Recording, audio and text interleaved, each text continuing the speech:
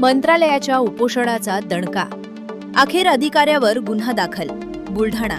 धाड भ्रष्टाचाराविरोधात सातत्याने लढा देणाऱ्या भ्रष्टाचार विरोधी समितीचे अध्यक्ष जाकीर मिर्झा यांच्या संघर्षाला अखेर मोठे यश मिळाले.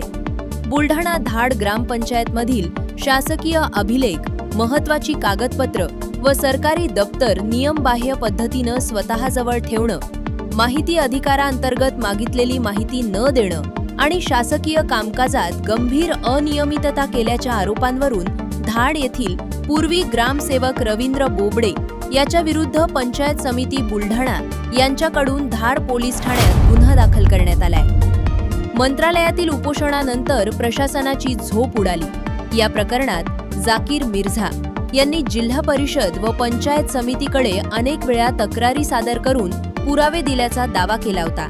मात्र संबंधित अधिकाऱ्यांवर कोणतीही ठोस कारवाई न झाल्यानं प्रशासनाच्या भूमिकेवर प्रश्नचिन्ह निर्माण झाले होते. अखेर न्यायासाठी मिर्झा यांनी मुंबई मंत्रालयासमोर आमरण उपोषणाचा मार्ग स्वीकारला.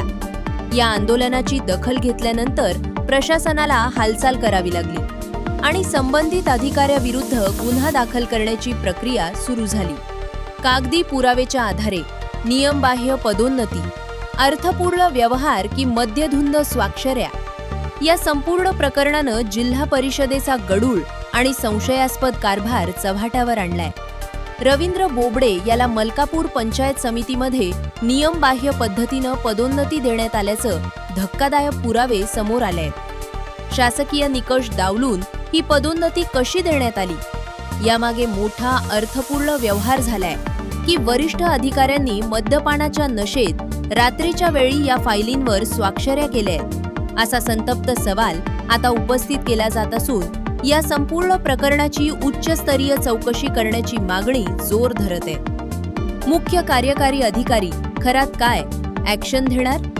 गुन्हा दाखल झाल्यानं पंचायत समिती वर्तुळात प्रचंड खळबळ उडालीये.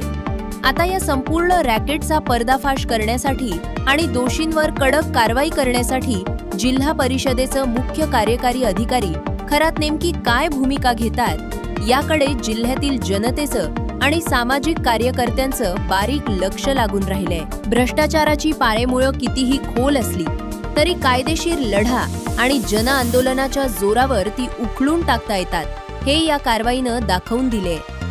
या प्रकरणातील मुख्य सूत्रधारांना पाठीशी घालणाऱ्या वरिष्ठ अधिकाऱ्यांचीही चौकशी झाली पाहिजे.